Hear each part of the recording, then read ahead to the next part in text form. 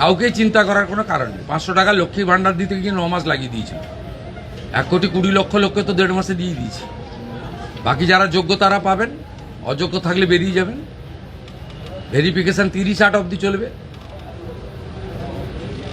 প্রত্যেকটা বিধানসভায় গড়ে 35 থেকে 40 হাজার মহিলারা পেয়েছেন। তারা আমাদের ধন্যবাদ দিচ্ছেন। মোদিজির নামে জয়ধ্বনি হচ্ছে।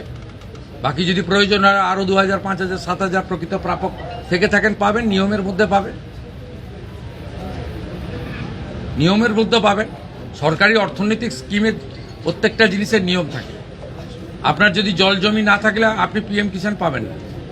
তা আপনি যদি বলেন আমাকে পিএম কিষাণ দিতে হবে, প্রত্যেকটা জিনিসের নিয়ম থাকে। বিশ্বকর্মা যোজনা পেতে গেলে হাতের কাজ জানতে হয়। প্রত্যেকটা স্কিমের একটা নিয়ম রয়েছে। আয়ুষ্মান ভারত 70 বছর পেরিয়ে গেলে সবাই পাবেন।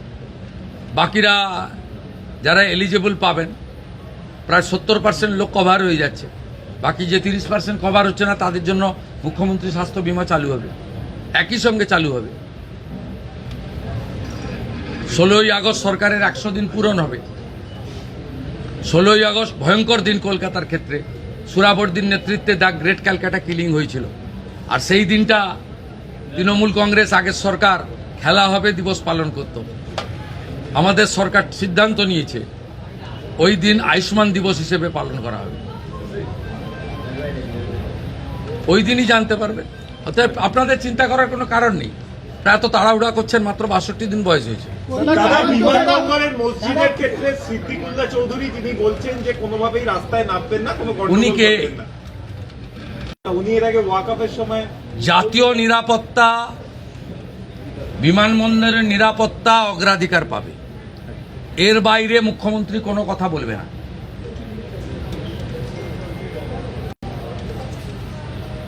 উনি খুব নরম নরম কথা বলেছেন। এইটাই সরকার। অন্য সরকার হলে ধমকাতো, যেমন রেজিনগরের লোকটা ধমকাতো, এখন আর ধমকায় না।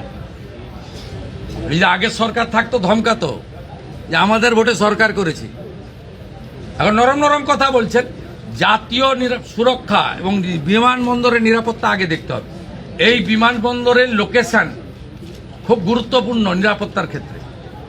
চীন, বাংলাদেশ সব কাছে। এটা আন্তর্জাতিক বিমানবন্দর। এইখানে এইভাবে খুলে রাখা যায় না। বাকি ঠিক আছে, আমরা তো ধর্ম পালনে কাউকে বাধা দিইনি। ওরা তো বলেছিল যে বিজেপি এলে মুসলমানদের তাড়িয়ে দেবে, নামাজ পড়তে পারবে না। তা বকরি ঈদও করেছেন, পশু হত্যা আইন মেনে করেছেন, অসুবিধা নেই।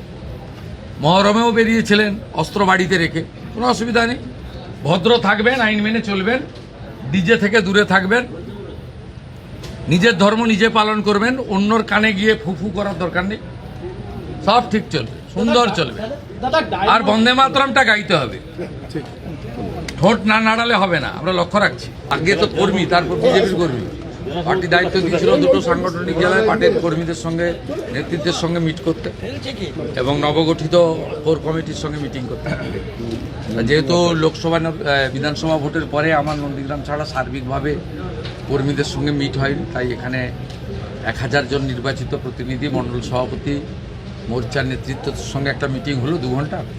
তারপরে আমরা ঘণ্টাখানিক বসেছিলাম আমাদের নবগঠিত রাজ্য সভাপতি অনুমোদিত কোর কমিটির সঙ্গে একটা কয়েকটা বিন্দু নিয়ে মিটিং করার জন্য।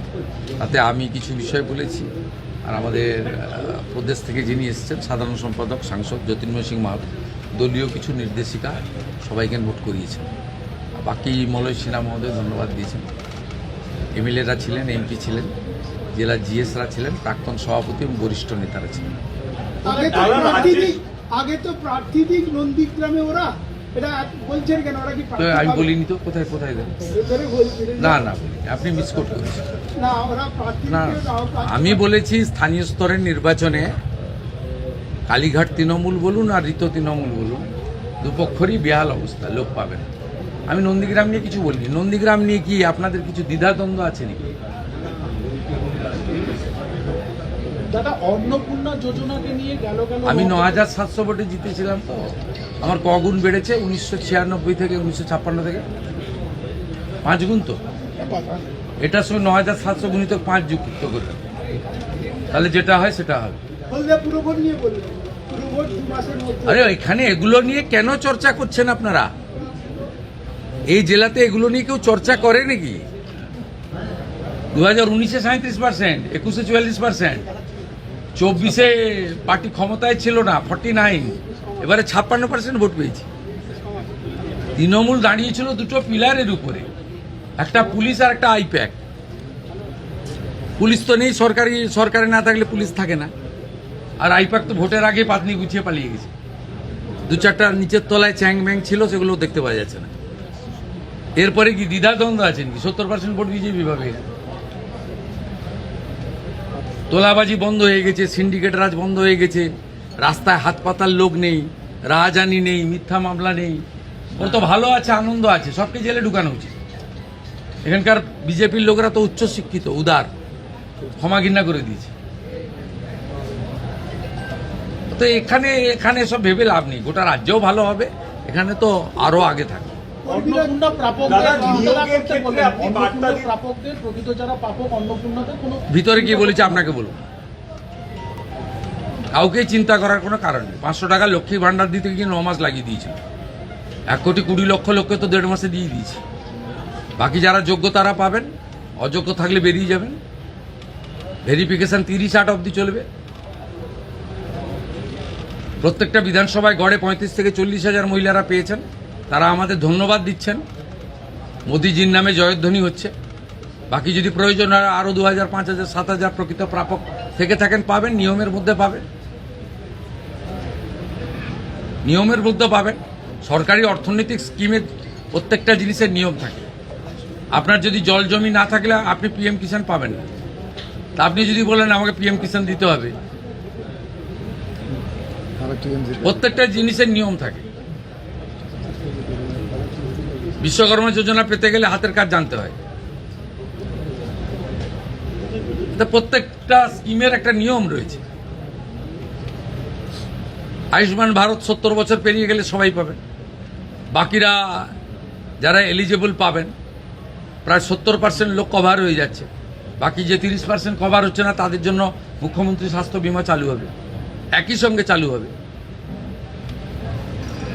16ই আগস্ট সরকারের 100 দিন পূরণ হবে।